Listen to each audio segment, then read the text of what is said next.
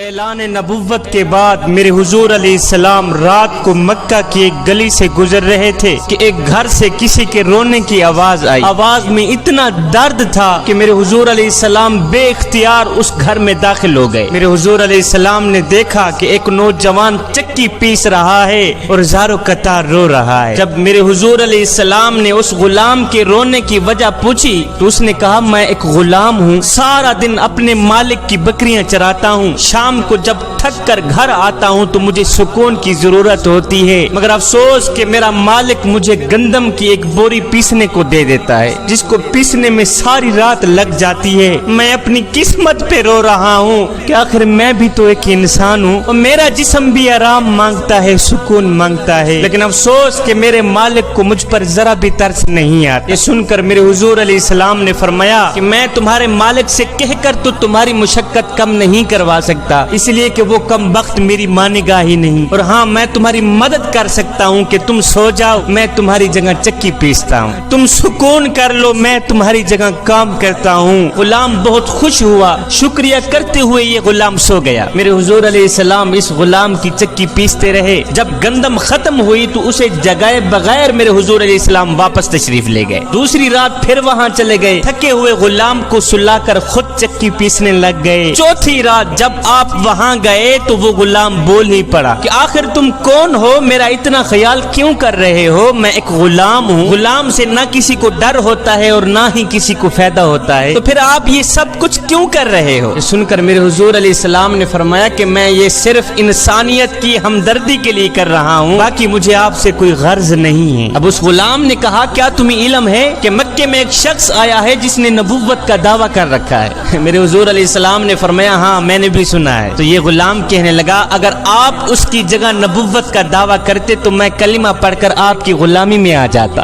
اگر آپ جیسا انسانیت کا درد رکھنے والا شخص اس کی جگہ نبوت کا دعویٰ کرتا تو میں کلمہ پڑھ کر آپ کی غلامی میں آ جاتا۔